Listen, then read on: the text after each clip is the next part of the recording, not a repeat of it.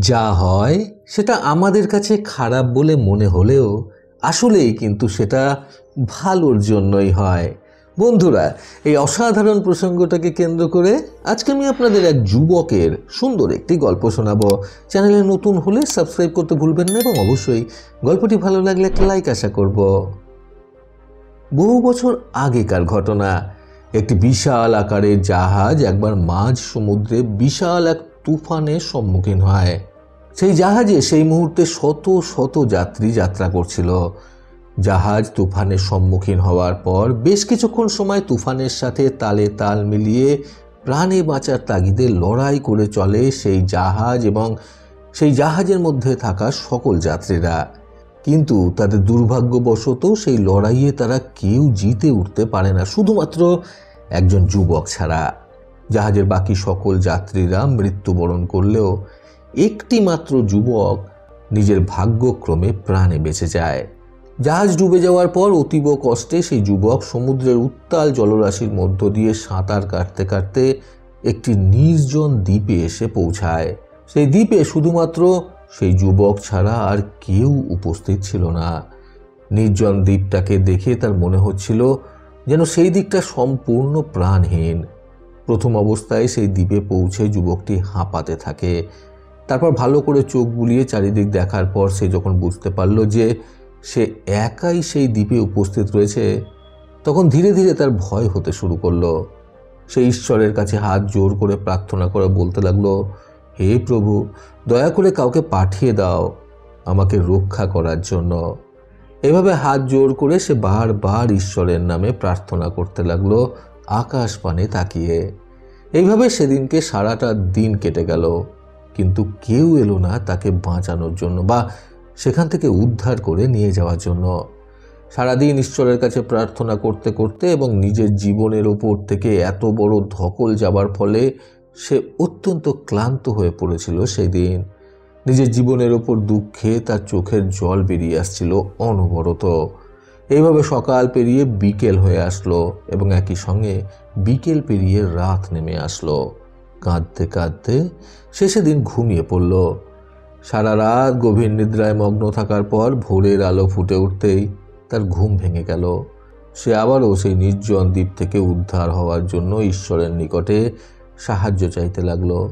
একইভাবে মন দিয়ে সে ঈশ্বরের কাছে প্রার্থনা করতে লাগলো এবং বলতে লাগলো, হে ঈশ্বর, এমন কাউকে পাঠিয়ে দাও যে আমাকে এখান থেকে রক্ষা করবে। কিন্তু দ্বিতীয় দিনেও ঈশ্বর তার কথা শুনলেন না। সে আবারও কাঁদতে কাঁদতে সমুদ্রের বালির ওপর ঘুমিয়ে পড়ল। এইভাবে সেদিনকার দিনটাও কেটে গেল। তৃতীয় দিন আবারও সে প্রার্থনা করতে লাগলো। এইভাবেই প্রায় একটা মাস অতিবাহিত হয়ে গেল। কিন্তু সে প্রতিদিন ঈশ্বরের কাছে প্রার্থনা করত এবং নিজের উদ্ধারের জন্য কামনা করত। এতগুলো দিন কেটে যাওয়ার পর সে আশা ছেড়ে দিয়েছিল সেখান থেকে উদ্ধার হওয়ার। সেই যুবকটি সমুদ্রের তীরেই স্থায়ীভাবে থাকার জন্য মনস্থির করে নেয়। মানসিকভাবে নিজেকে অনেক শক্ত করে ফেলে সে, কারণ এইভাবেই তার জীবনের 1 থেকে 1.5 মাস কেটে গিয়েছিল সেই নির্জন দ্বীপের মধ্যে। এই 1 থেকে 1.5 মাস সময়টা একটা নির্জন দ্বীপে একা কাটানোটা অনেক বড় একটা ব্যাপার। সেখানে থেকে সমুদ্রের থেকে মাছ ধরে সেই মাছগুলোকে পুড়িয়ে খেত সেই যুবক। এছাড়াও নিকটবর্তী বন জঙ্গল থেকে ফলমূল পেড়ে এনে খেত সে। সমুদ্রের পাড়ে ফলে থাকা বড় বড় নারকেল গাছের থেকে ডাব পেড়ে পেড়ে সেই ডাবের জল খেত সেই যুবক। সমুদ্রের বালির ওপরেই ঘুমিয়ে পড়তো রাতে। কিন্তু প্রখর রোদ এবং বৃষ্টির জলের হাত থেকে বাঁচার জন্য তার একটা স্থায়ী বাসস্থানের দরকার ছিল, যে বাসস্থান তাকে এই প্রখর রোদের হাত থেকে বাঁচাতে পারবে বা বৃষ্টির জলের হাত থেকে এবং ঝড়ের হাত থেকে রক্ষা করতে পারবে। সে অনেক বুদ্ধি বার করে নিকটবর্তী বন জঙ্গল থেকে খড়কুটো আগাছা সংগ্রহ করে এনে এবং বেশ কিছু শক্তপোক্ত কাঠের মাধ্যমে কোনো ক্রমে একটি বেশ মজবুত ঘর তৈরি করলো নিজের থাকার জন্য। এইভাবেই সে নিজের জীবনটাকে গুছিয়ে নিচ্ছিল। এছাড়াও সমুদ্রের জলে স্নান করত সে। একদিন সমুদ্র থেকে বেশ বড় আকারের একটি মাছ ধরে সেই যুবক।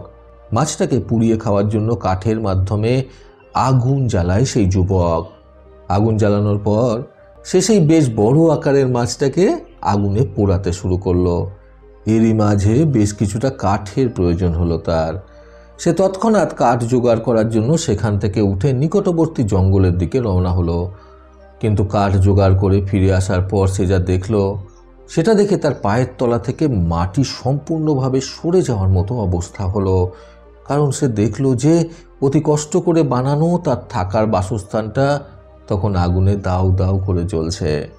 সে সেখানে দাঁড়িয়ে থেকে কি করবে না করবে বুঝে ওঠার আগেই তার চোখের সামনে পুরো ঘরটা জ্বলে ছাড়খাড় হয়ে গেল। আসলে সে যেহেতু ঘরের কাছেই মাছ পোড়ানোর জন্য আগুন জ্বালিয়েছিল, সে আগুন হাওয়ার দাপটে তার সেই খড়কুটো এবং শুকনো কাঠ দিয়ে বানানো ঘরের উপরে গিয়ে পড়ে। আর নিমেষের মধ্যে তার শখের বাসস্থানটা পুড়ে ছাই হয়ে যায়। এটা দেখে সে নিজের কান্না আর থামিয়ে রাখতে পারে না। সেখানে বসে পড়ে সে জোরে জোরে কাঁদতে লাগে। কাঁদতে কাঁদতে সেই আকাশের দিকে তাকিয়ে ঈশ্বরকে উদ্দেশ্য করে বলতে থাকে, প্রভু, তুমি সত্যি বড় নির্দয়। কি এমন ক্ষতি করেছিলাম আমি যে তুমি আমার সাথে এরকম নিষ্ঠুর ব্যবহার করলে? প্রথমে আমি এখান থেকে উদ্ধার হওয়ার জন্য তোমার কাছে বারবার করে সাহায্য চাইতে লাগলাম, কিন্তু তুমি আমার প্রার্থনা শুনলে না। এরপর আমি থাকার জন্য কোনো ক্রমে একটি বাসস্থানের ব্যবস্থা করলাম, আবার সেই বাসস্থানটাকেও তুমি পুড়িয়ে ফেললে। এ তোমার কেমন বিচার প্রভু? এইসব কথাবার্তা বলে কাঁদতে কাঁদতে সেই যুবকটি আবারও সমুদ্রের বালির ওপরে ঘুমিয়ে পড়ল। তখন বেশ রাত হয়ে এসেছিল। সারা রাত এভাবে ঘুমানোর পর সকালবেলা ভোরের মিষ্টি আলোতে যখন তার ঘুম ভাঙল, তখন চোখ খুলে সে দেখল তার সামনে একটি জাহাজ এসে দাঁড়িয়েছে। এটা দেখে সে নিজের চোখকে বিশ্বাস করতে পারছিল না। তার মনে হচ্ছিল যেন সে ঘুমিয়ে ঘুমিয়ে স্বপ্ন দেখছে।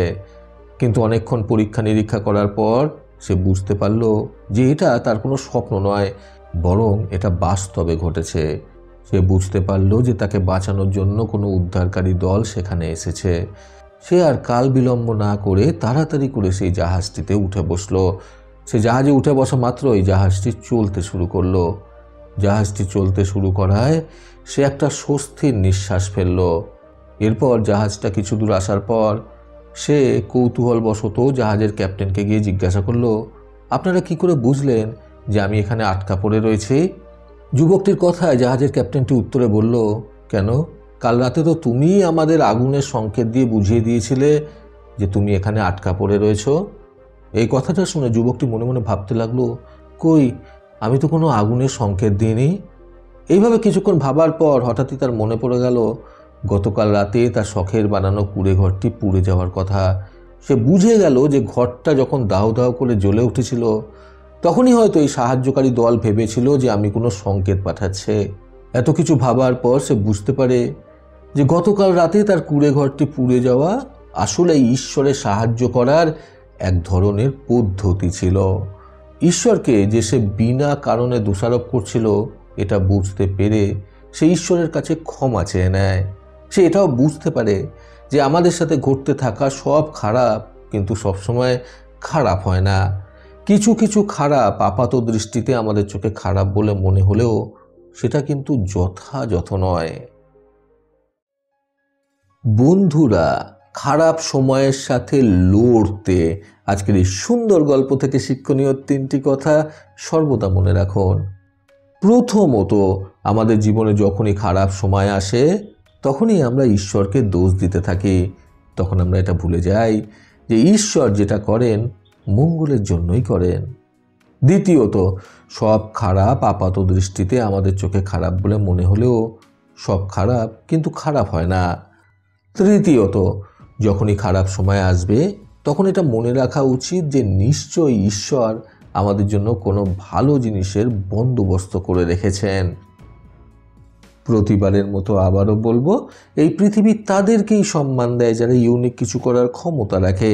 সকলের সুস্থ এবং সুন্দর জীবন কামনায় প্রকৃত জীবন থেকে আমি সন্তু চক্রবর্তী আবার আসবো আগামীকাল নতুন সুন্দর শিক্ষণীয় একটি ছোট গল্পের সাথে। ভালো শুনুন, ভালো থাকুন। ধন্যবাদ।